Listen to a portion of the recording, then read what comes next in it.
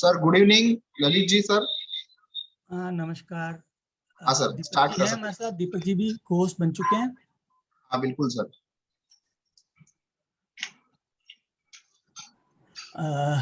नमस्कार। आज के इस सेशन में जूम पर जुड़े हुए हमारे सैकड़ों निवेशक और साथ ही यूट्यूब चैनल यूट्यूब लाइव पर जुड़े हुए सभी इन्वेस्टर्स का मैं सुरेश राठी ग्रुप की ओर से स्वागत करता हूं, हार्दिक अभिनंदन करता हूं।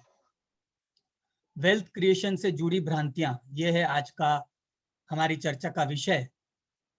हमारी सारी जानकारियां आज जो देंगे हमारे एक्सपर्ट स्पीकर, वो रोचक तो रहेगी, परंतु आप सबको इसका पूरा लाभ मिले, इसके लिए सेशन का एक बड़ा भाग हमने क्वेश्चन एंड आंसर के सेशन के Q&A के फॉर्म में रखा है। आप सब सुनते वक्त आप जिन भी शंकाओं से गुजरे तो उन्हें कृपया नोट कर लें या चैट बॉक्स में टाइप कर दें। हमारा जो प्रेजेंटेशन रहेगा दीपक जी का, वो करीब 1 घंटे का रहेगा। तो हम अंदाजन 6 बजे हम ये सेशन, ओपन सेशन शुरू करेंगे, जहां आप अपना डिजिटल हैंड रेस कर सकते हैं। होस्ट हूँ। हमारे सहयोगी सागर जी हैं, वो आपको एक एक करके अनम्यूट करेंगे ताकि आप अपनी बात या प्रश्न खुलकर रख सकें। आज के जाने माने स्पीकर दीपक मेहता जी का मैं हार्दिक स्वागत करता हूं, अभिनंदन करता हूं। और आपको हैंडओवर करने से पहले मैं दीपक जी का परिचय आपके सामने पेश करना चाहूंगा। Deepak Mehta ji is a management graduate with around 25 years of wide-ranging experience in financial services and business management, with rich domain knowledge of Indian capital markets.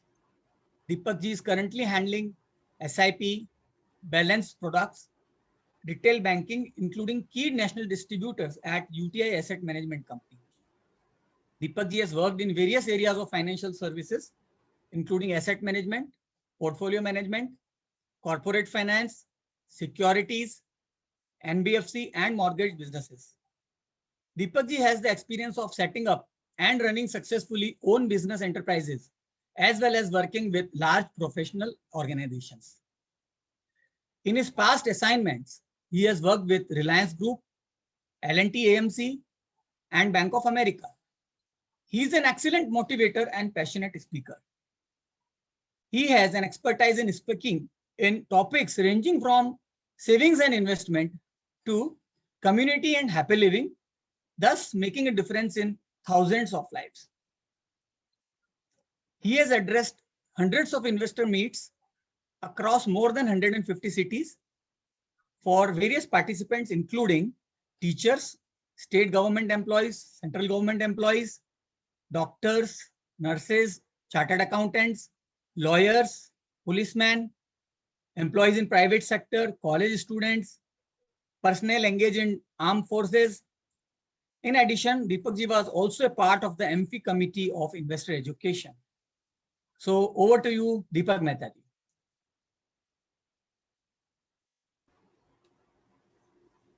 Thank you Lalit ji, नमस्कार।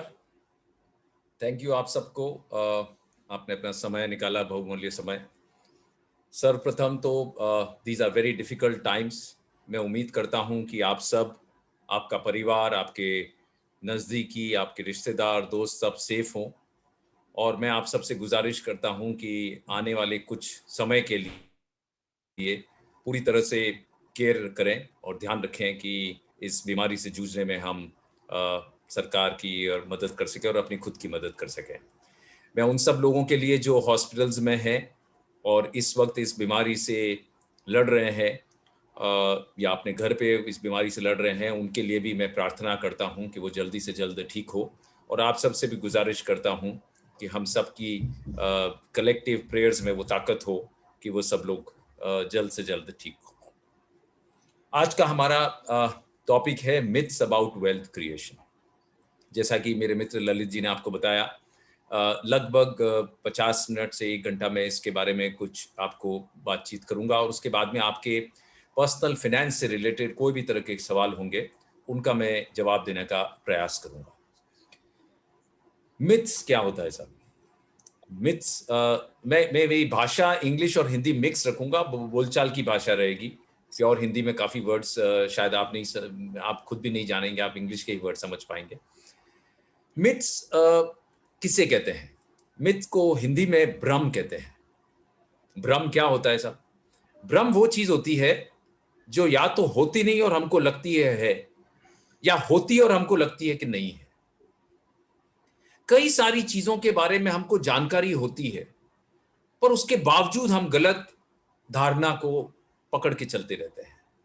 अगर मैं आपसे कहूं कि सूरज, sun rises in east and travels to set in, जवाब दीजिए chat board पे। Sun rises in east and travels to set in west. The most obvious answer is west, but fact है कि ये गलत आंसर है। Sun doesn't travel anywhere. हम सब जानते हैं सूरज वही है जहां है, धरती सूरज के चारों तरफ घूमती है, पर फिर भी हम सब ये गलत जवाब देते हैं। ये गलत धारणा हमारे दिमाग में रहती है और गलत जवाब हमसे आता है। ऐसे ही कुछ गलत धारणाएं, जब 25 साल पहले मैं जोधपुर से बंबई आया था अपना करियर शुरू करने के लिए, तो बहुत सारी फाइनेंशियल वेल्थ क्रिएशन से रिलेटेड बहुत सारी धारणाएं थी।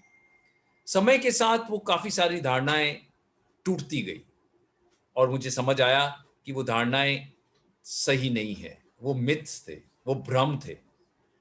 सो ये प्रेजेंटेशन काफी हद तक मेरा पर्सनल जर्नी में जो मैंने लेसन सीखे हैं, जो भी अपने साथियों, अपने आगे चलने वालों से, वो सब प्रेजेंट कर रहा हूं। और मैं गुजारिश करूंगा कि आप इसमें से अगर कुछ भी सीख सकें तो अपनी आने वाली यंग जनरेशन को जरूर उनसे शेयर करें, और मुझे पूरा विश्वास है कि उनको भी इसका फायदा होगा। ये मिथ्स मैं आपके साथ शेयर कर रहा हूं। मैं अभी स्क्रीन शेयर कर रहा हूं। Lalit ji, can you confirm, can you see the screen now? Yes sir, yes. Okay, great. चलिए साहब, मिथ्स अबाउट वेल्थ क्रिएशन। सबसे पहला myth, people who earn more are rich. मैं होस्ट से रिक्वेस्ट करूंगा if you can mute everybody, बीच बीच में कोई भी तरह से डिस्टर्बेंस आवाज आ जाए। People who earn more are rich, बहुत बड़ी ये गलतफहमी बहुत सारे लोगों में है, और बहुत सारे host, can I request if you can mute everybody please?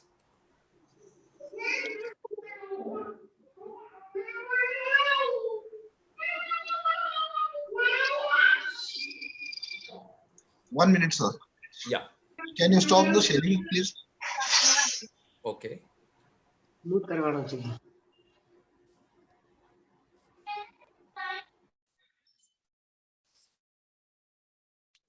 Done, sir.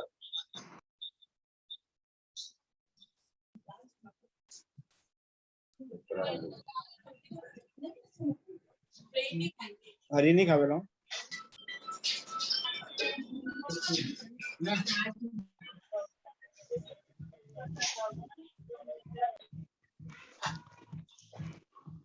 नहीं कौन खाते? हाँ हाँ। पूरे ढेर उधर गया। अरे नहीं खा।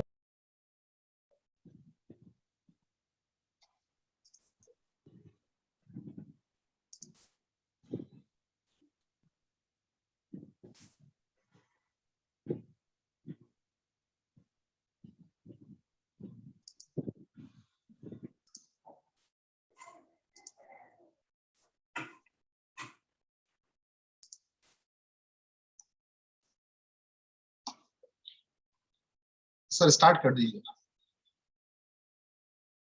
सर आपका म्यूट आ रहा है। Sorry for that glitch. मैं आपसे बता रहा था कि एक बहुत बड़ी गलतफहमी ये थी कि जो लोग ज्यादा पैसा कमाते हैं वो ज्यादा पैसे वाले होते हैं, और बहुत सालों तक मैं ये गलतफहमी पालता रहा। क्या ये सच है? ये बिल्कुल सच नहीं है। अगर ये सच होता तो आप बहुत सारे बड़े बड़े बिजनेसमैन, बहुत सारे बड़े बड़े सेलिब्रिटीज को देखते हैं जिन्होंने अपनी लाइफ में एक मुकाम पे बहुत पैसा कमाया। बॉलीवुड में बहुत सारे ऐसे एग्जाम्पल्स हैं जिन लोगों ने बहुत नाम कमाया और बहुत पैसा कमाया, बड़े बड़े बंगलों में जे रहते थे, जू में एंड ऑल, पर वो अपने जीवन के लेटर स्टेज में बहुत गरीबी में निकले। कई लोगों को इलाज के लिए उनके पास पैसे नहीं थे, उनको लोगों से मदद लेनी पड़ी। ये सब क्या बताता है हमको? कौन कितना कमाता है ये इंपॉर्टेंट है, पर वो इतना इंपॉर्टेंट नहीं है जितना उससे ज्यादा इंपॉर्टेंट है कि कौन कितना बचाता है। करोड़पति कौन है? क्या करोड़ रुपया कमाने वाला करोड़पति है? बिल्कुल नहीं। करोड़ रुपया बचाने वाला करोड़पति है। और ये बहुत इंपॉर्टेंट पॉइंट है पूरी जर्नी ऑफ वेल्थ क्रिएशन में। मैंने अपने पर्सनल एक्सपीरियंसेस में बहुत सारे लोगों को देखा है जो महीने में 20-20 लाख रुपए की पगार, 10-10 लाख रुपए की पगार कमाते हैं, पर महीने के एंड में उनके पास पैसे नहीं होते। वो कोई नया लोन ढूंढ रहे होते हैं अपना खर्चा चलाने के लिए। ऐसे लोग कभी पैसे वाले नहीं हो सकते। आप सरप्राइज करेंगे, 25,000 30,000 रुपए बंबई जैसे शहर में कमाने वाला उबर और ओला का ड्राइवर पैसे वाला बन सकता है, वेल्थ क्रिएट कर सकता है। पर 20 लाख रुपया महीने का कमाने वाला, कोट पहन के घूमने वाला, बड़ी बड़ी गाड़ी में घूमने वाला, महंगी महंगी हॉलीडे लेने वाला इंसान पैसे वाला नहीं हो सकता अगर वो पैसे नहीं बचा रहा है। ये आपको उदाहरण के साथ समझाता हूं।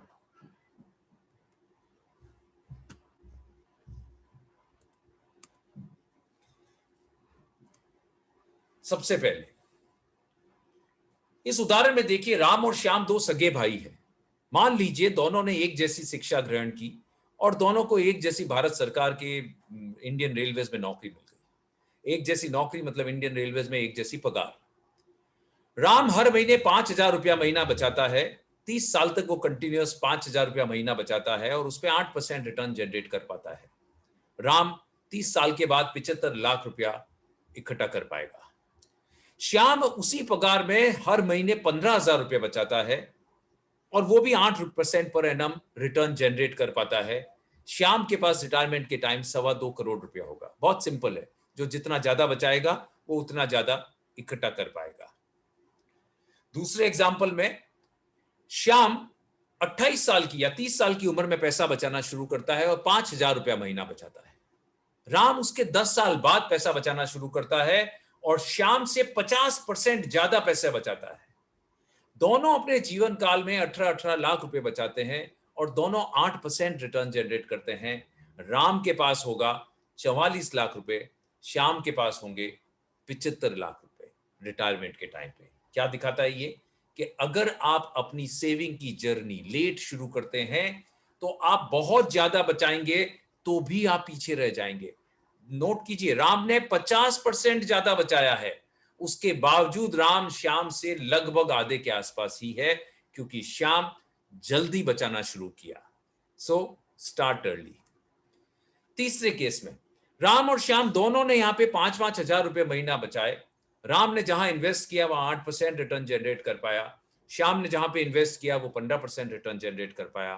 राम के पास रिटायरमेंट पे 75 लाख होंगे, श्याम के पास होंगे 3.5 करोड़ रुपए। अब अगर हम ये मान लें कि राम और श्याम सगे भाई हैं और राम ने लाइफ में 3 गलतियां करी और श्याम ने ये 3 ही चीजें सही करी, और जानते हैं इन 3 सही चीजों करने का नतीजा क्या होगा। रिटायरमेंट के टाइम पे राम के पास होंगे 30 लाख रुपए और श्याम के पास होंगे 10.5 करोड़ रुपए। फर्क देख रहे हैं आप? दोनों की एक जैसी पगार से शुरू किए थे। क्या सही चीजें की? श्याम ने क्या 3 चीजें सही की?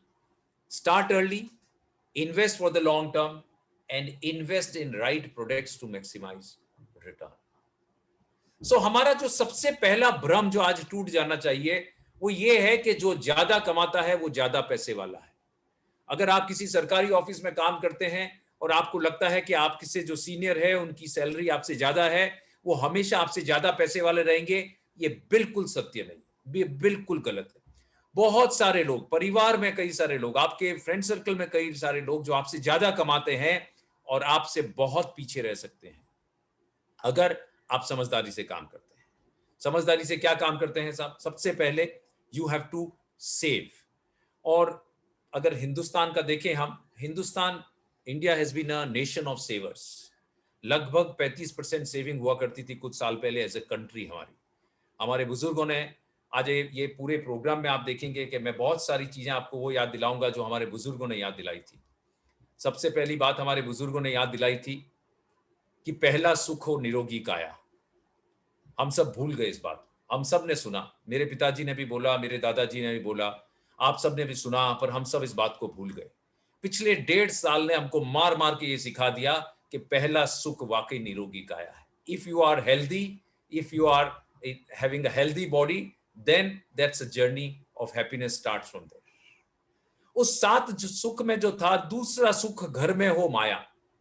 घर में हो माया का क्या मतलब होता है साहब? कि घर में लक्ष्मी हो. और जिसकी बात हम आज कर रहे हैं, वेल्थ क्रिएशन की बात हम आज कर रहे हैं.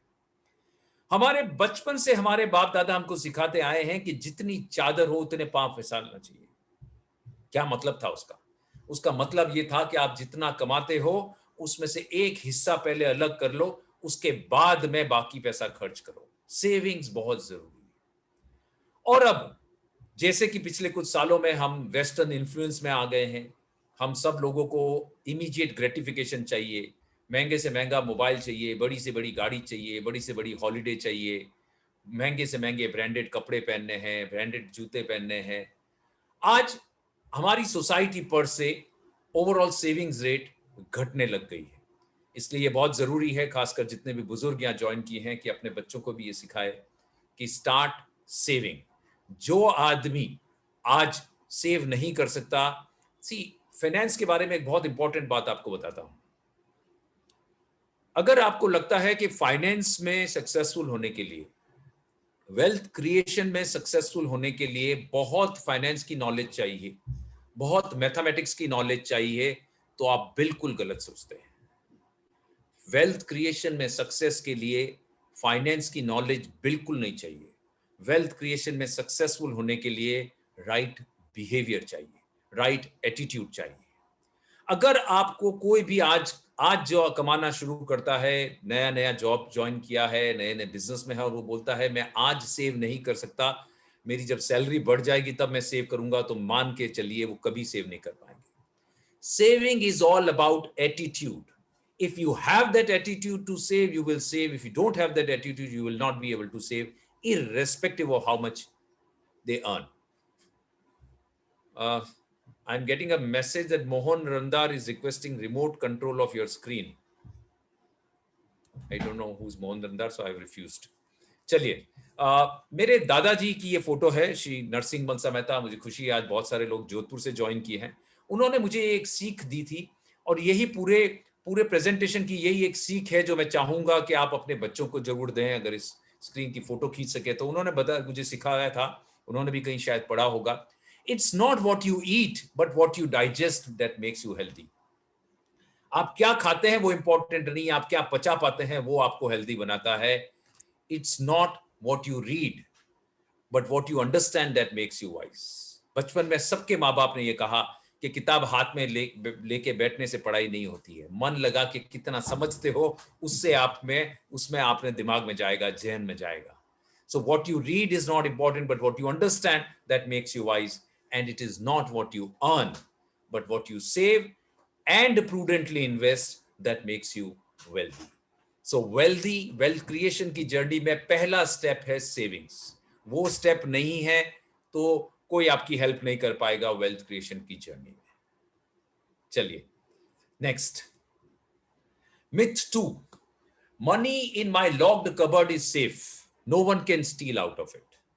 मान लीजिए आज से 10 साल पहले आपने 1 लाख रुपए की कैश अपनी अलमारी, अपने संदूक में रख दी, और 10 साल के बाद आपने उस अलमारी को खोला, और मान लीजिए जो नोट आपने रखे थे वो डिमोनेटाइजेशन नहीं हुए, वो नोट अभी भी चालू है. तो बताइए आप अभी जब पैसे निकाल के गिनेंगे तो कितने पैसे गिनेंगे? अनफॉर्चुनेटली मैं फुल स्क्रीन डिस्प्ले कर रहा हूं तो मैं आपके चैट पे आंसर नहीं पढ़ पाऊंगा, पर आप जवाब दीजिए. हाँ, मुझे बीच बीच में फ्लैश आएगा कि अगर आपने 1 लाख रुपए रखे और 10 साल के बाद वो पैसे निकाले, तो अलमारी में आप पैसे निकाल के गिनेंगे तो कितने गिनेंगे? ऑब्वियस आंसर इज 1 लाख रुपए गिनेंगे, और ये सही जवाब भी है. आप 1 लाख रुपए गिनेंगे, पर रुपए आपने 1 लाख गिने हैं, पर आपको पता नहीं चला है कि इसमें से बहुत सारा पैसा चोरी हो गया है, गायब हो गया है. कैसे गायब हो गया साहब? कौन गायब कर लिया है?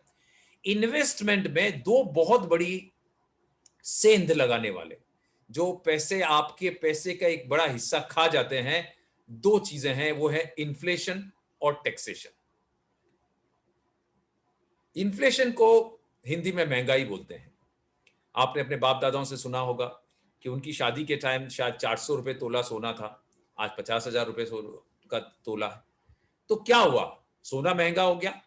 सोना महंगा हुआ, पर उससे भी ज्यादा रुपए की कीमत कम हो गई।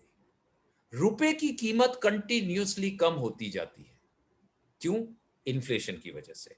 आज कोई चीज कितने में मिलती है? जैसे आज अगर किसी घर में 10,000 रुपए का महीने का ग्रोसरी का खर्चा है, तो 20 साल या 30 साल के बाद वो खर्चा 60,000 रुपए हो जाएगा। सेम ग्रोसरी, कुछ नया ऐड नहीं करेंगे तो भी। आज अगर कोई कॉलेज की डिग्री का खर्चा 15 लाख रुपए है, तो 20 साल बाद उसी कॉलेज डिग्री का खर्चा 90 लाख रुपए होगा। आपने देखा ही होगा, आपके घर में अगर कुछ शादियां हुई है, 20 साल पहले जो शादी का खर्चा था, आज कितनी शादी का खर्चा है। अभी हाल ही में मैं कोई शादी अटेंड किया, उन्होंने मुझे कहा कि जितने पैसे में मेरी पूरी शादी का खर्चा हो गया था, उससे ज्यादा तो अभी सिर्फ फोटोग्राफर का खर्चा होता है। Right? That is inflation, that is महंगाई। करेक्ट? सो महंगाई आपके पैसे को खा रही है अगर आप उस पैसे को ग्रो नहीं कर रहे हैं तो। 1 करोड़ रुपया आज की तारीख में अगर आपने अपने अलमारी में लॉक करके रख दिया, 30 साल बाद उसमें से 85% गायब हो जाएगा, 85%। और ये मैंने 6% रेट ऑफ इन्फ्लेशन पे लिया है। ये रेट ऑफ इन्फ्लेशन भी एक बड़ी यूनिक चीज है। सरकारें जो रेट ऑफ इन्फ्लेशन बोलती है, वो दरअसल सही रेट ऑफ इन्फ्लेशन नहीं होती। फॉर एग्जाम्पल, सरकार कंज्यूमर प्राइस इंडेक्स निकालती है। कंज्यूमर प्राइस इंडेक्स में अभी भी जलाने वाली लकड़ी, चूल्हा जलाने वाली लकड़ी का हिस्सा है। अब कहां आप चूल्हा जलाने की लकड़ी इस्तेमाल करते हैं? पर जहां आप खर्चा करते हैं, एजुकेशन, हेल्थ केयर, उसका हिस्सा जितना होना चाहिए उतना नहीं होता। सो जो रियल इन्फ्लेशन है, रियल इन्फ्लेशन आप और हम जो फेस कर रहे हैं, वो गवर्नमेंट फिगर्स से कहीं ज्यादा है।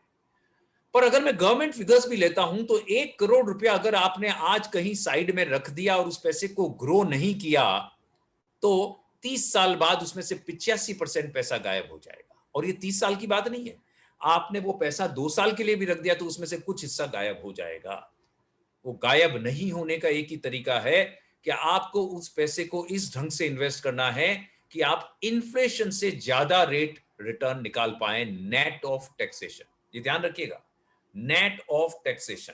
ये आगे मैं एक स्लाइड में आपको बहुत सुंदर एग्जांपल दूंगा कि टैक्सेशन आपके इन्वेस्टमेंट पर क्या इफेक्ट कर सकता है। तीसरा भ्रम, मैंने जब अपना करियर शुरू किया था, उस वक्त इन्वेस्टमेंट शुरू करने के लिए वाकई आपको कुछ पहले से पैसा चाहिए था। कुछ पैसा इकट्ठा करने के बाद आपको इन्वेस्टमेंट शुरू करना होता था। आज ये एक भ्रम हो गया है। Investment requires a lot of money. बहुत सारे लोगों को अभी भी ये लगता है कि इन्वेस्टमेंट की जर्नी शुरू करने के लिए पहले बहुत सारा पैसा इकट्ठा करना पड़ेगा। ये सत्य नहीं है, ये बिल्कुल भ्रम है। आज की तारीख में आप एक डोमिनोज का पिज्जा ऑर्डर करें, उसमें जितना पैसा है उतने पैसे से आप अपनी इन्वेस्टमेंट की जर्नी शुरू कर सकते हैं। उतना पैसा जितने में आप ऑफिस जाके टैक्सी में घर आएंगे, उतने पैसे से आप जर्नी शुरू कर सकते हैं। आप 2 जने पिक्चर हॉल में जाएं, अब तो पिक्चर हॉल बंद है, पर 2 जने अगर पिक्चर हॉल जाए और पॉपकॉर्न खाएं और पिक्चर का जितना खर्चा करें, उतने में से आप बहुत आसानी से अपनी इन्वेस्टमेंट की जर्नी शुरू कर सकते हैं। आप लोगों ने, बहुत सारे लोगों ने सुना होगा, एक कॉन्सेप्ट होता है SIP, सिस्टमेटिक इन्वेस्टमेंट प्लान। बहुत सारे भ्रम हैं सिस्टमेटिक इन्वेस्टमेंट प्लान के बारे में भी। किसी और दिन ललित जी आज ही मुझसे चर्चा कर रहे थे, एक और सेशन कभी करेंगे जब मैं SIP के बारे में, जो भ्रम है उसके बारे में बात करूंगा। पर मैं ये बता सकता हूं कि SIP एक बहुत ही यूनिक और बहुत ही प्यारा फीचर है वेल्थ क्रिएशन करने के लिए। हिंदुस्तान के म्यूचुअल फंड में SIP के थ्रू इन्वेस्ट करने के लिए आपको सिर्फ 500 रुपया चाहिए, सिर्फ 500 रुपया। 500 रुपया महीने से भी आप अपनी इन्वेस्टमेंट की जर्नी शुरू कर सकते हैं। पर इन्वेस्टमेंट की जर्नी करनी क्यों चाहिए भाई साहब?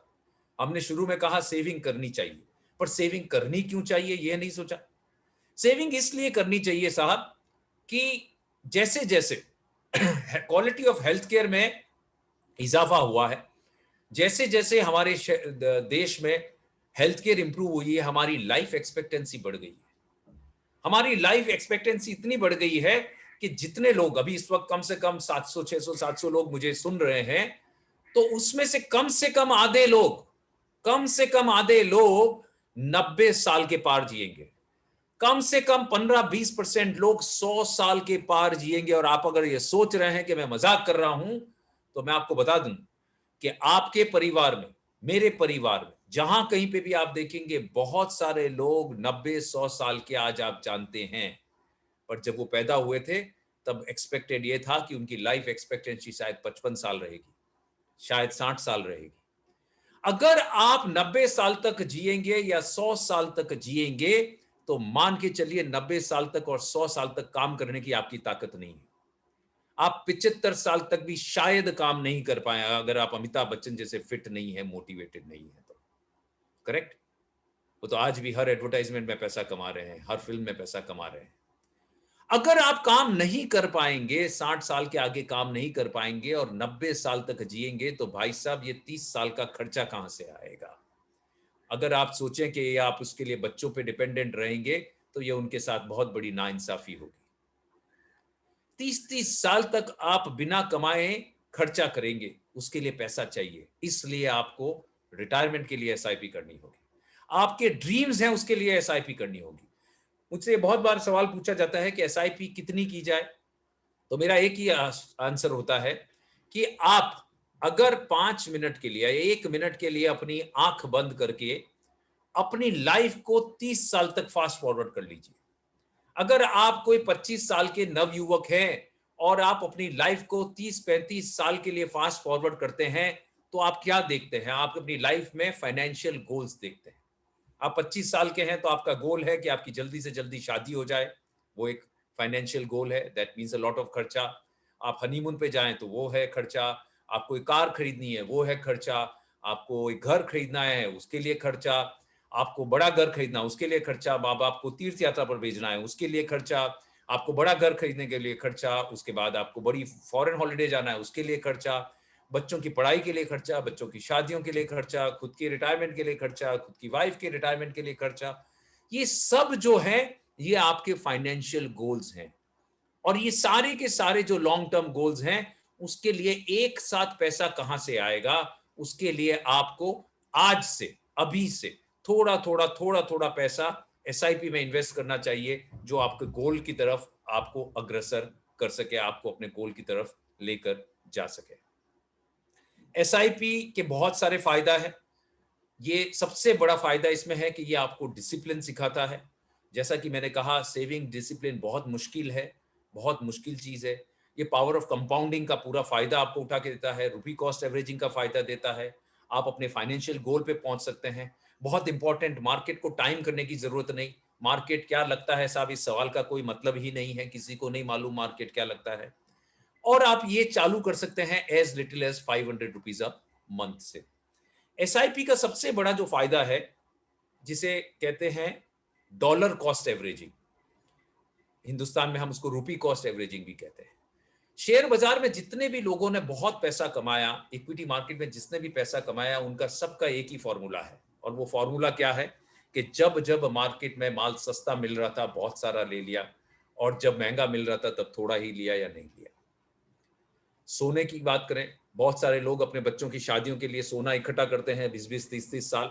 वो भी इसी थ्योरी पे काम करते हैं, जब सस्ता है तो थोड़ा ज्यादा ले लो भाई। वही कॉन्सेप्ट को ऑटोमेटेड वे में काम करने को एसआईपी बोलते हैं। इसका कॉन्सेप्ट जो है रुपी कॉस्ट एवरेजिंग में, इसमें आप जब जब मार्केट में सस्ता माल मिल रहा होता है, तब आप ज्यादा लेते हैं, और जब महंगा माल मिल रहा होता है, तब थोड़ा थोड़ा लेते हैं। And over a period of time, over a long period of time, आपकी एवरेज कॉस्ट काफी नीचे आ जाती है। And as a result of that can create a good amount of wealth for you. चलिए साहब, मिथ नंबर 4, हम दुनिया के सारे अजूबे जानते हैं। अजूबे क्या होते हैं? Wonders of world. हम सब ने अपने स्कूल कॉलेज में पढ़ा। आप सोच रहे होंगे कि ये दीपक मेहता जी को फाइनेंस इन्वेस्टमेंट की बात करने के लिए बुलाया, ये सडनली घुमाने ले गए हमको लॉकडाउन में। और वक्त भी ऐसा है कि अभी आजकल घूमना भी सारा वर्चुअली है। तो ये दुनिया के 7 अजूबे माने जाते हैं, जिसमें से एक हमारे भारत में है। मुझे विश्वास है आप सबने देखा होगा, बहुत ही अभूतपूर्व चीज है। ताजमहल है इंडिया में, great wall of China, Italy, Brazil, Peru, Mexico और जॉर्डन। पर मैं इन सब के बारे में बात नहीं कर रहा हूं। मैं बात कर रहा हूं एक दूसरी चीज के बारे में। बहुत गौर से सुनिएगा। भारत में अगर आप डॉक्टर नहीं बन रहे हैं तो बाकी सारे प्रोफेशन में जनरली आप पढ़ लिख कर कमाना शुरू करते हैं रफली in the age of around 25 years. 25 साल की उम्र में अगर आप सीए कर रहे हैं या एमबीए कर रहे हैं तो 25 साल की उम्र में लगभग आप कमाना शुरू करते हैं, और रिटायरमेंट एज मोटा मोटी 60 साल में पकड़ के चलते हैं, तो यानी 35 साल का आपका वर्किंग करियर है। 35 years is your working span. इस 35 ईयर्स में 420 महीने होते हैं साहब। कितने महीने होते हैं? 420 महीने। अब अगर ये मान लिया जाए कि एक आदमी जो अगले महीने से अपना करियर शुरू कर रहा है, इनफैक्ट मैं जानता हूं आज ही किसी का मैसेज आया जो अगले महीने से अपना करियर शुरू कर रहा है, आई होप उसने ये मेरा प्रेजेंटेशन देख रहा हो और मेरी एडवाइस सुने।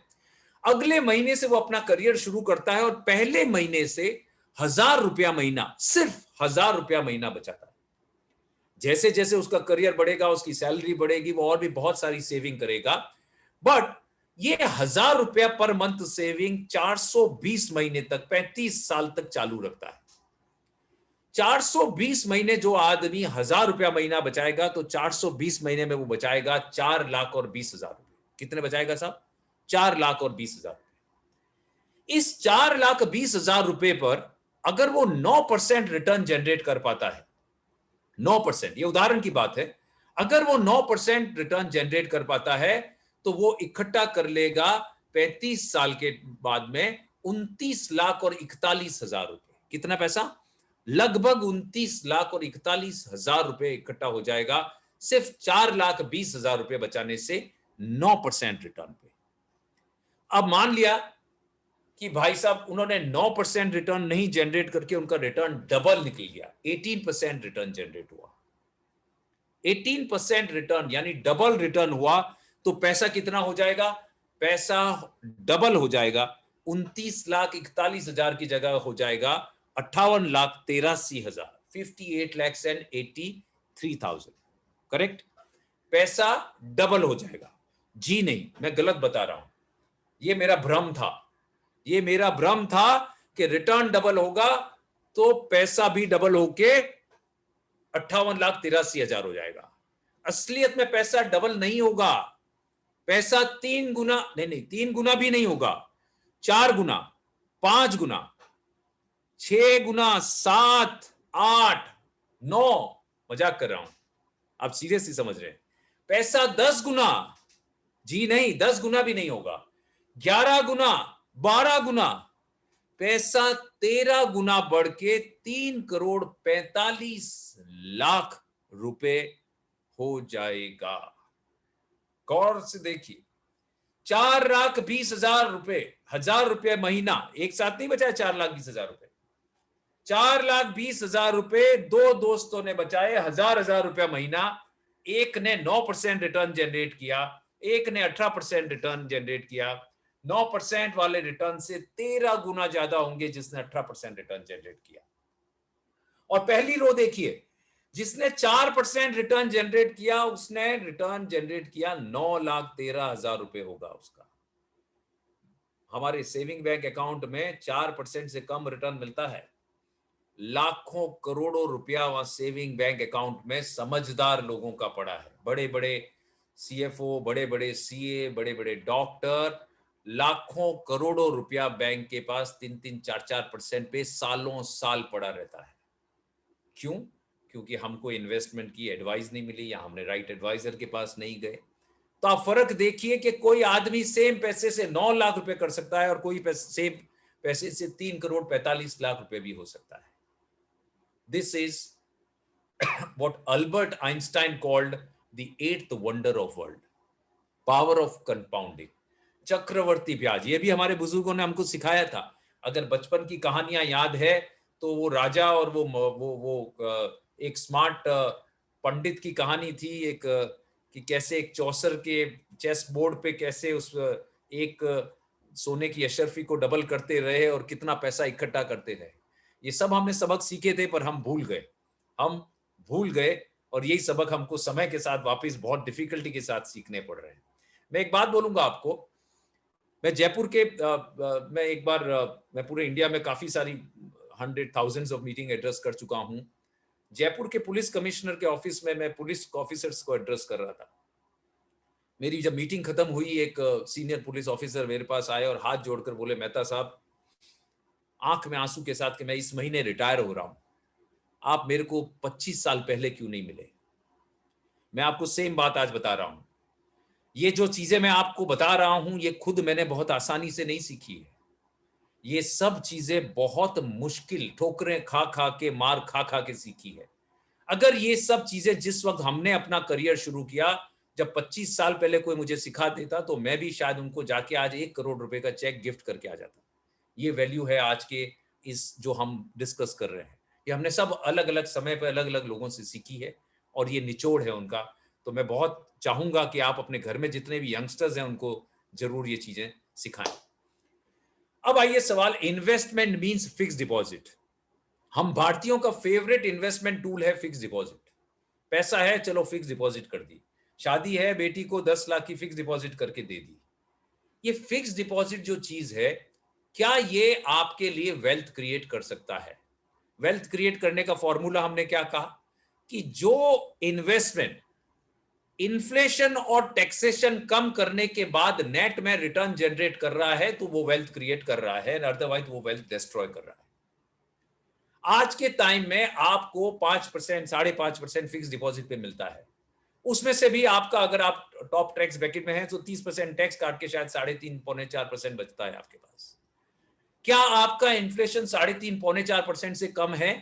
अगर नहीं है तो आप वेल्थ डिस्ट्रॉय कर रहे हैं, आप वेल्थ क्रिएट नहीं कर रहे हैं। आपने जो मेहनत से पैसा कमाया, वो आप पैसे को मेहनत नहीं करा रहे हैं, आप खुद ही मेहनत कर रहे हैं। ये समझना बहुत जरूरी है कि इन्वेस्टमेंट के लिए देयर इज एक बात कही जाती है जिसको बोलते हैं एसेट एलोकेशन। जनरली ये आपके जो एडवाइजर हैं, ललित जी हैं, सौरभ जी राठी हैं, ये आपके जो एडवाइजर है, इनकी टीम है, ये आपको बताएंगे, पर मैं आपको मोटा मोटा इस चीज को समझाना चाहूंगा। एसेट एलोकेशन हमारी थाली की तरह है, एक बैलेंस थाली की तरह है। अगर आपको कोई कहे कि भाई थाली है पर उसमें सिर्फ अचार ही अचार है, उसमें सिर्फ सब्जी है, कोई रोटी नहीं है, कोई चावल नहीं है, कोई दाल नहीं, क्या वो बैलेंस डाइट होगी? वो बैलेंस डाइट नहीं होगी। उसी तरह से इन्वेस्टमेंट में एसेट एलोकेशन का ये मायने होता है कि आप सारा पैसा एक ही जगह पे नहीं रख दो, उसको अलग अलग एसेट क्लासेस में डिस्ट्रीब्यूट करो, बिकॉज अलग अलग टाइम पे अलग अलग एसेट क्लास बढ़ता है, अलग अलग एसेट क्लास घटता है, और समय समय पर इस एसेट एलोकेशन को रीबैलेंसिंग करते रहो ताकि आपकी रिस्क भी कंटेन होती रहे। अब ये क्या एसेट क्लासेस होती हैं साहब? देखिए, मैं उदाहरण के तौर पे कुछ एसेट क्लासेस आपको बता रहा हूं। वैसे तो दुनिया में बिटकॉइन भी अब एक एसेट क्लास बन गई है। लोग घोड़ों में इन्वेस्ट करते हैं, वो भी एक एसेट क्लास मानी जाती है।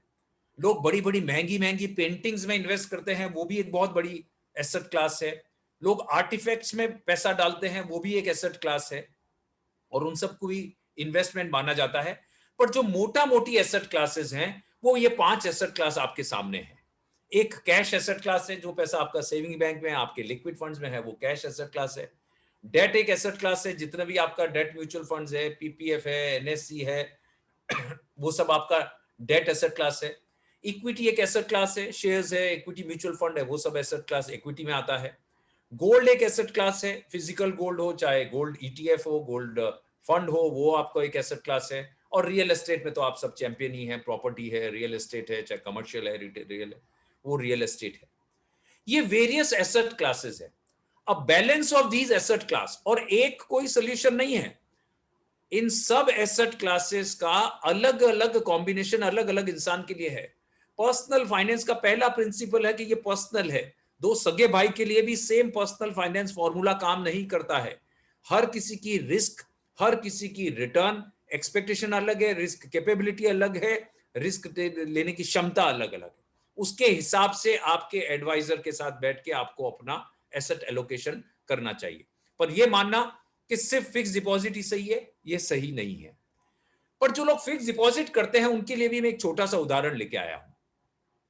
यह उदाहरण यह कहता है कि 2009 के साल में 10 साल के लिए अगर किसी ने फिक्स डिपॉजिट में 50 लाख रुपया डाला और दूसरे 50 लाख रुपए उसी इंसान ने डेट म्यूचुअल फंड में डाला, और मान लीजिए एक बार डेट म्यूचुअल फंड में एक्चुअल में ज्यादा रिटर्न आया, पर एक बार के लिए मान लेते हैं कि डेट म्यूचुअल फंड में भी वही 7% रिटर्न आया जो फिक्स डिपॉजिट में आया, सेम रिटर्न।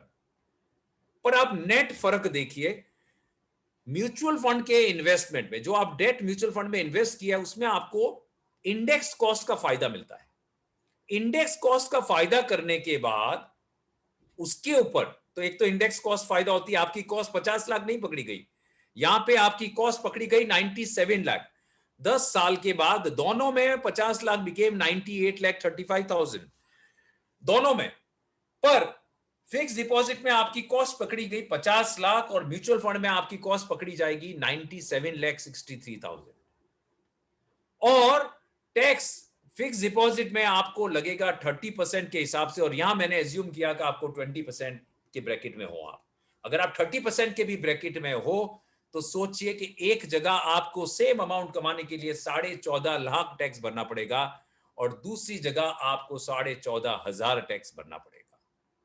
ये ताकत है राइट एडवाइस का। इसीलिए आपसे बार बार गुजारिश है कि इन्वेस्टमेंट भी आपको एक ऐसा फील्ड है जिसके लिए आपको प्रोफेशनल हेल्प लेनी चाहिए।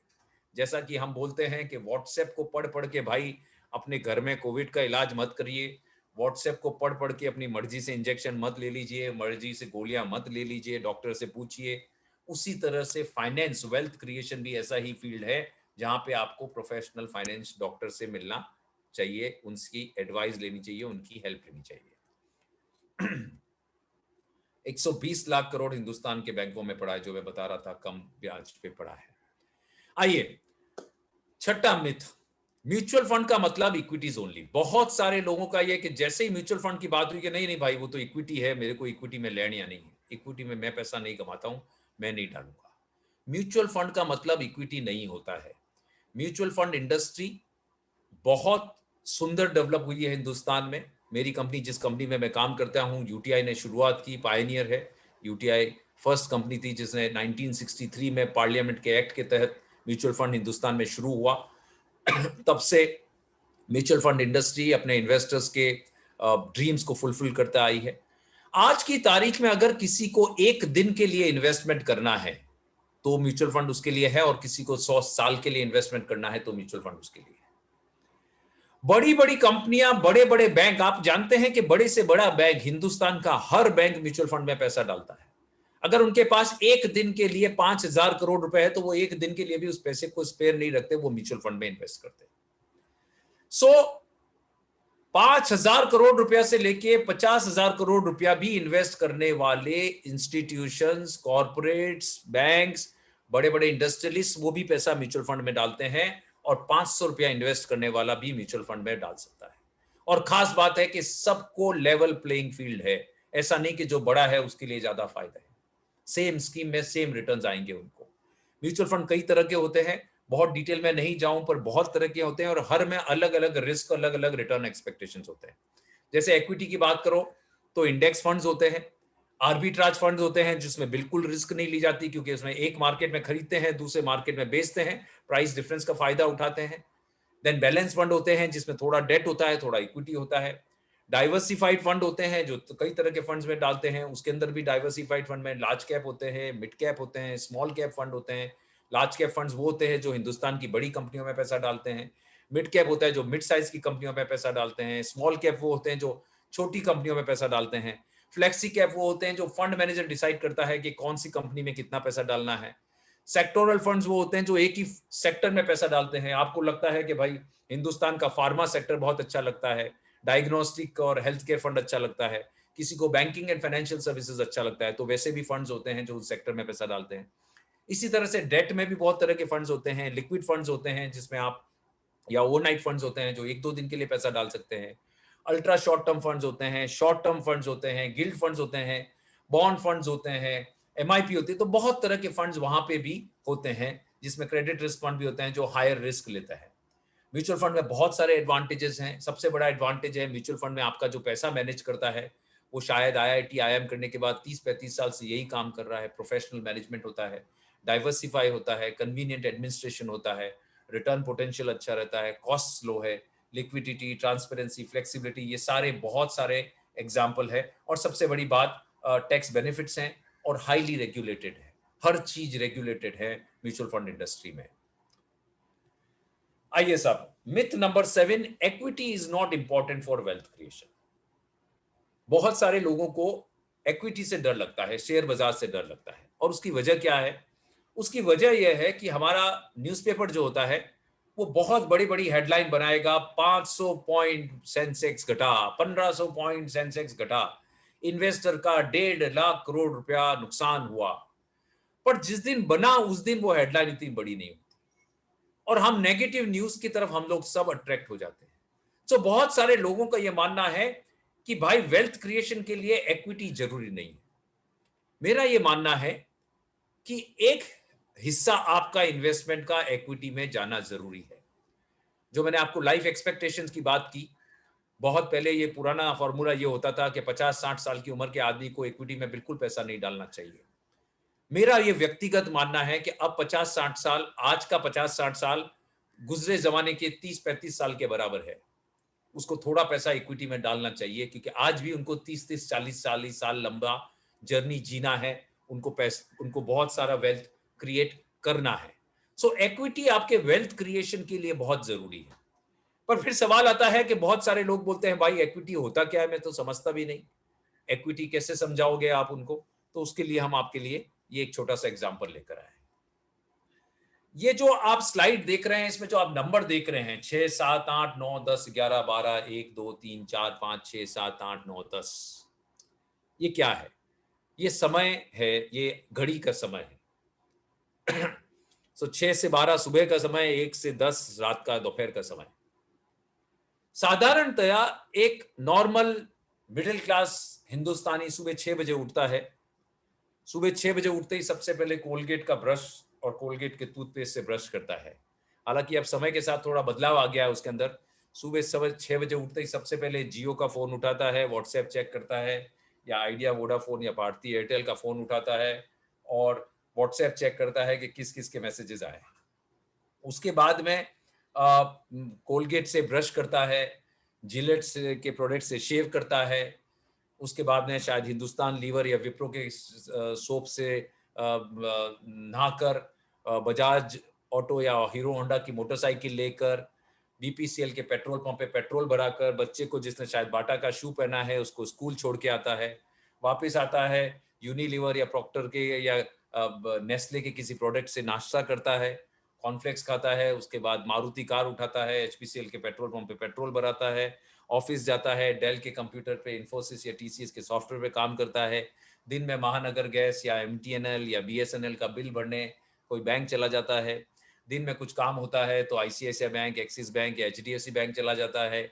ऑफिस में स्टेशनरी यूज करता है तो पिडीलाइट की स्टेशनरी यूज करता है, बिस्किट खाता है, चाय पीता है, टाटा टी की, ब्रिटानिया या आईटीसी का बिस्किट खाता है। शाम को घर आता है, प्रॉक्टर एंड गैम्बल के शैम्पू से नहाता है, टाटा स्काई पे टीवी देखता है, रात को 9 बजे सन फार्मा, सिप्ला या ल्यूपिन की एक दवाई लेता है, और रात को 10 बजे यूनाइटेड स्पिरिट्स की कोई ड्रिंक लेकर सो जाता है। ये एक नॉर्मल एवरेज मिडिल क्लास हिंदुस्तानी की दिनचर्या। मैं नहीं कह रहा हूं कि हर कोई ड्रिंक लेता है, ये मजाक की बात है, बट ये एक नॉर्मल इंडियन की दिनचर्या है।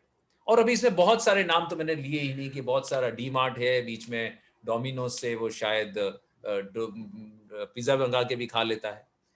बहुत सारी कंपनियों का दिन भर में हम प्रोडक्ट्स और सर्विसेज यूज करते हैं।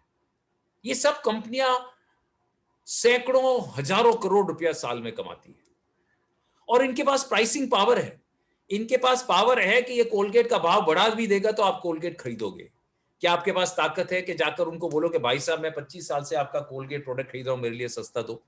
आप बोल सकते हैं, पर वो सुनेंगे नहीं। पर आपके पास एक और तरीका है, आप उनके पार्टनर बन जाइए। पार्टनर कैसे बनेंगे साहब? पार्टनर बनने के लिए आपको शेयर होल्डर बनना होता है। आपको मुकेश भाई का पार्टनर बनने के लिए रिलायंस का शेयर होल्डर बनना पड़ता है। आपको रतन टाटा का पार्टनर बनने के लिए आपको टाटा स्टील का शेयर होल्डर बनना पड़ता है। पर सवाल है कि शेयर अगर आप खुद खरीदें, बहुत सारे लोगों ने खुद शेयर खरीद के ट्राई किया है, तो पता नहीं कौन सा शेयर खरीदे। अगर हम बैंकों की बात करें तो किसका शेयर खरीदे? एचडीएफसी बैंक का खरीदे, एक्सिस बैंक का खरीदे, आईसीआईसीआई का खरीदे, आरबीएल बैंक का खरीदे, एसबीआई का खरीदे, पीएनबी का खरीदे, बैंक ऑफ बड़ौदा का खरीदे? एयू का खरीदे, कर्नाटका बैंक का खरीदे, धनलक्ष्मी का खरीदे, कौन सी बैंक का शेयर खरीदे, ये आपको कैसे मालूम? ये आपको मालूम करने की जरूरत भी नहीं है। ये मालूम करने के लिए प्रोफेशनल फंड मैनेजर्स हैं जिनका काम ही ये है, जो 25-25, 30-30 साल से यही कर रहे हैं कि दुनिया के पूरे सब जगह के इकोनॉमी का रिसर्च, मार्केट्स के research, fundamental research, technical research, corporate की रिसर्च, उनके कॉल करना, उनका बिजनेस किस ढंग से जा रहा है, उनकी बुक किस ढंग से हो रही है, उसका स्टडी करना। दिन रात वो यही कर रहे हैं और आपके लिए एक नॉमिनल कॉस्ट पे कर रहे हैं। सो जब आप म्यूचुअल फंड में इन्वेस्ट करते हैं तो आपको ये सब करने की जरूरत नहीं है। इस सब में एक्साइटमेंट बहुत है, हम सब ने किया है अपने लाइफ में कभी ना कभी, और मुझे नहीं मालूम कितनों ने कमाया है, पर शायद ज्यादातर ने नुकसान ही किए हैं और सबक ही सीखे हैं। सो सवाल ये है, सबक ये है कि ये एक प्रोफेशनल फील्ड है। आप नहीं कहते कि आप प्लेन में बैठे और पायलट को बोल तू साइड में बैठ, मैं उड़ाता हूं, नहीं उड़ाते, बिकॉज आप जानते हैं कि ये एक प्रोफेशनल का फील्ड है, राइट? हर बच्चे को लगता है कि जब उसका पिता गाड़ी चला रहा है तो उसको लगता है कि मैं भी चला लूंगा। गाड़ी चलाना में क्या है, ऐसे से हाथ स्टीयरिंग चलाना है, 2 बटन दबाने, चल जाएगी। ऐसा नहीं है। सेम वे में भी इन्वेस्टमेंट भी ऐसा नहीं है। लॉन्ग टर्म जर्नी के लिए छोटा छोटा पैसा भी अगर आप म्यूचुअल फंड में कंटिन्यूअसली इन्वेस्ट कर रहे हैं तो आपकी अच्छी वेल्थ क्रिएशन हो सकती है।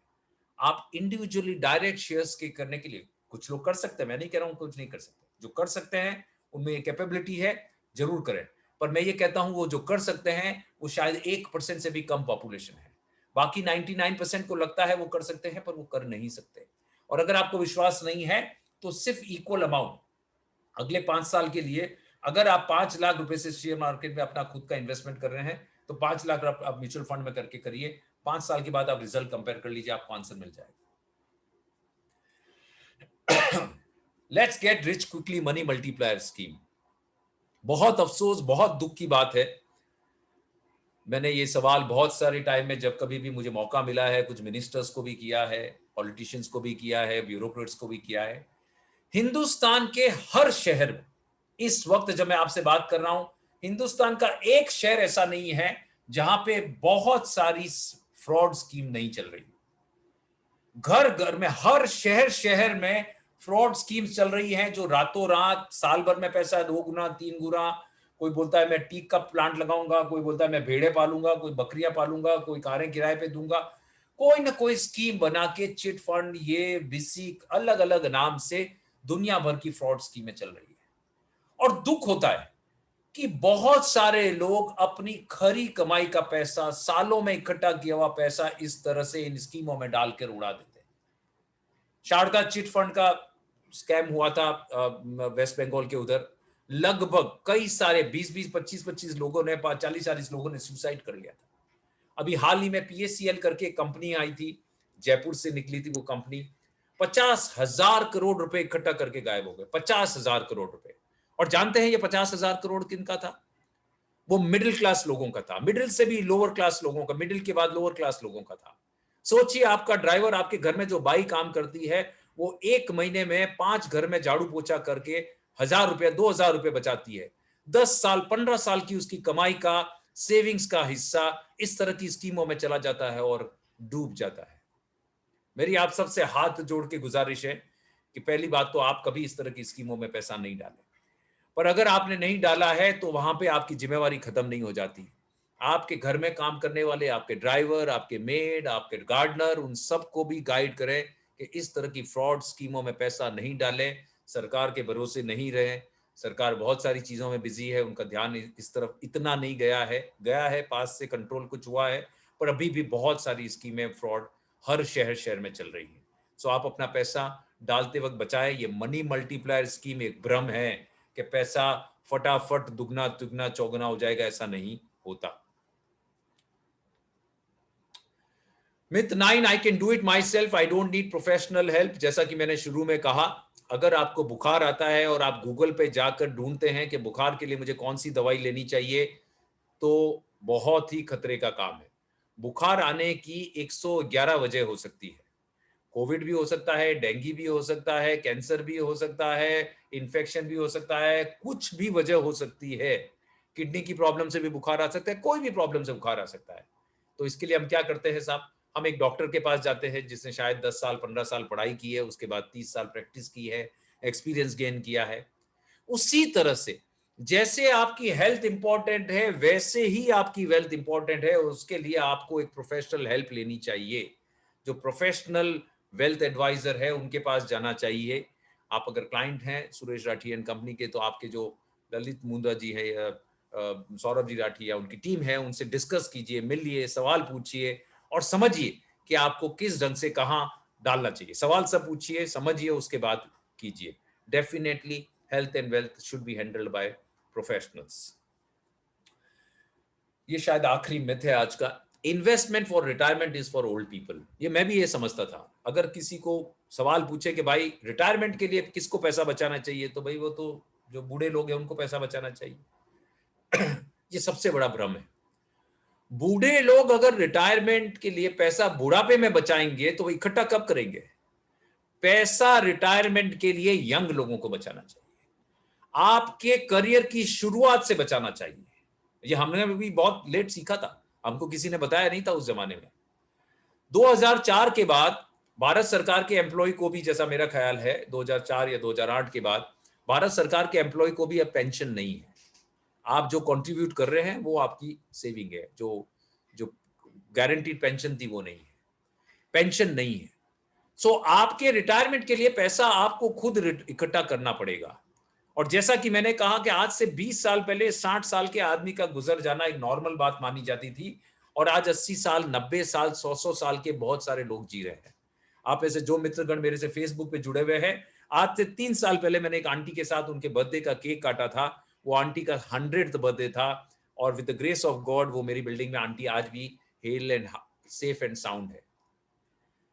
कई सारे लोग जो आप मेरे को सुन रहे हैं वो 100 साल से ज्यादा जिएंगे। मुझे मालूम है आप विश्वास नहीं करेंगे आज ये बात, पर 10 साल 15 साल 20 साल बाद आपको समझ आएगा कि जो मैं कह रहा हूं वो सत्य है। बहुत लंबा जीना साहब बहुत खुशी की बात नहीं है। लंबा जीने के लिए साहब लंबे पैसे भी चाहिए होते हैं। बहुत आसान नहीं होगा ये सोचना कि आपकी नेक्स्ट जनरेशन आपका पूरा ख्याल रख पाएंगे 40-40 50-50 साल। बहुत नाइंसाफी होगी उनके साथ भी। और एक और बात, औरतें आदमियों से भी ज्यादा जिएंगी। नॉर्मल टेंडेंसी है कि औरतें शायद 5-5 6-6 साल ज्यादा जीती हैं हस्बैंड से भी। उनके लिए भी रिटायरमेंट कॉर्पस अलग से होना जरूरी है। अगर आपने अपनी रिटायरमेंट की जर्नी शुरू नहीं की है तो आज ही आप अपनी रिटायरमेंट की जर्नी शुरू करें।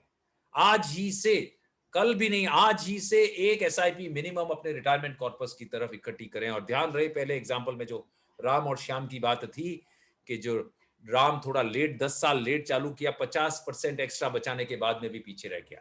तो जो यंग लोग हैं उनके लिए ये बहुत इंपॉर्टेंट लेसन है कि इमीडिएटली शुरू करें और अपनी रिटायरमेंट लाइफ को, अपनी इस लंबी लाइफ को सेफ और सिक्योर बनाएं, अच्छा बनाएं। If you don't find a way to make money while you sleep, you will work until you die. अगर आप एक ऐसा तरीका नहीं ढूंढते जो आपको कमाई करके दे सके जिस वक्त आप सो रहे हो, तो आपको मरते दम तक काम करना पड़ेगा। सो टू सम अप, आज की इस पूरी बातचीत के इंपॉर्टेंट लेसन सम अप करना चाहूं। सबसे पहली बात, spend less than what you earn. बहुत आसान बात और बहुत मुश्किल to implement. Very easy to say, very difficult. मैं खुद अपनी लाइफ में इस चीज के लिए स्ट्रगल करता हूं। सेकेंड चीज, start saving early for the long term and in the right asset class. Number 3, inflation is reality. You can beat it by investing in right asset class. गलत जगह इन्वेस्टमेंट हुआ तो आप वेल्थ डिस्ट्रक्ट करेंगे, right investment in wealth create होगा। Investing can be started with a very small sum, as little as 500 से आप अपनी इन्वेस्टिंग जर्नी शुरू कर सकते हैं। Number 5, understand and gain from the magic of compounding. चक्रवर्ती ब्याज की जो कहानी है उसको सीखें और उससे गेन करें, उसके विक्टिम ना बने। Number 6, right investment portfolio would have more than one asset class. एक बैलेंस थाली की तरह more than one asset class is required. Number 7, mutual fund is a fantastic investment tool. There is a large variety of funds. Number 8, be cautious and do not invest in any unregulated fraud, money multiplying schemes. Do not go by those assurances. Number 9, you need a financial doctor. Doing it yourself is dangerous. And number 10, retirement planning should start with the start of your career. Career की शुरुआत से retirement planning शुरू करें, ना कि जब आप उम्र में बढ़ जाएं। Thank you so much.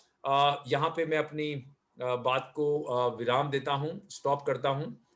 Lalit ji अगर कुछ बोलना चाहें, उसके बाद we will be able Deepak to ji, take some आपने अभी 7 आश्चर्य तो सबने दुनिया के अजूबे जाने हुए थे, आज बताया पावर ऑफ अ कंपाउंडिंग, और मैं 9वां बताना चाहता हूँ। 9वां जो आपका समझाने का तरीका है वो इतना जबरदस्त है कि मैं इसको 9वां आश्चर्य मेरी तरफ से कहना चाहूंगा।